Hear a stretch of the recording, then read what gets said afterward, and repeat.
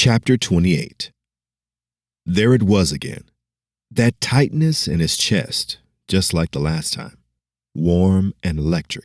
The feeling spiderwebbed outward from his chest to around his neck, down his back, then straight to his arms and fingertips. Now, any medical professional would, without hesitation, inform Laquan that he was displaying key symptoms of an abnormal heartbeat and/or anxiety. But Laquan knew that wasn't the case. He knew this feeling that surged through him midway through his single donut roll was anything but. For one, the feeling emanated from the jewel concealed beneath his uniform shirt. This mystical jewel, referred to as the blood gem by the hero formerly known as BLOODWYND, but also called the heart of Enamdi by the young girl Ferne, that unbelievably intense preteen from the parallel Earth Moja. This is the third time in the last 2 weeks this feeling has hit Laquan. So, he knew that this was something else. This was a warning. He stood up straight, leaving the half-rolled hose to fall to the ground. Laquan turned slowly, surveying all the rooftops adjacent to the firehouse. He saw nothing, but his gut, as well as the heart of Enamdi's persistent pulsation, told him something was out there. They were out there. Those beasts of Ferne called the Crocota were close. Laquan was all but certain of it. But why aren't they attacking him was the question. What were they waiting for? He stood there staring at the rooftops, nursing the eerie feeling like an old sports injury.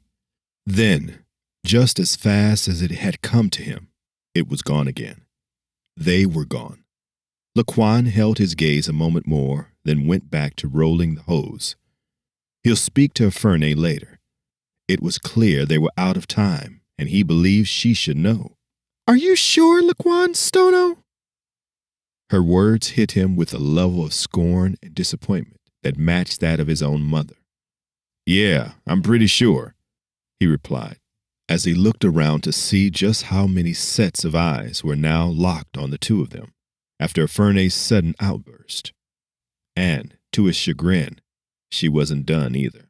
"Pretty sure you couldn't have been," Ferne chastened, with the authority of an elder. "Why did you wait until the third time to tell me?" Ferne looked at Laquan in disbelief, her eyebrows almost touching.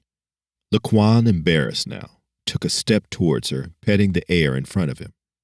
The look on his face, pleading with her to calm down and keep a level head.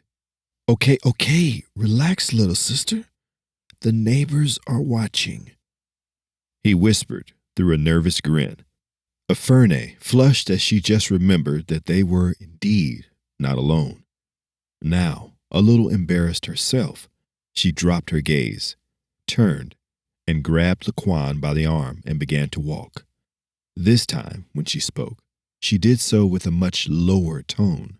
"With as much as you have already seen and done, with all that I have told you, why do you still mistrust what the heart of Enamdi is telling you?"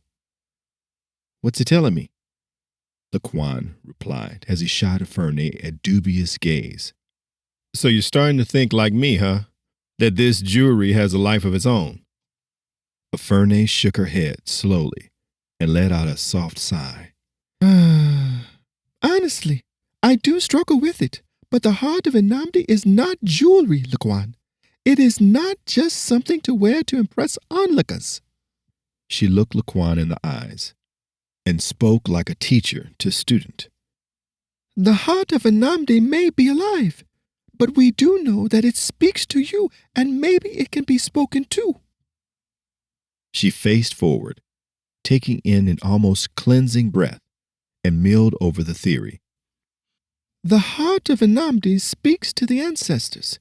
No one or nothing void of life can do that. Only the living can converge with those who have lived."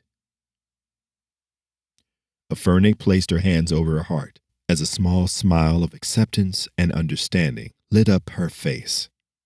Laquan looked at Ferne in amazement. He had her by a good 8 years, and he would bet money if he didn't know that she was years older. She truly has an old soul, as his grand would say. Or was it as simple as she came from a place that forced maturity on all who lived there? Yes, that would be an easier conclusion to reach.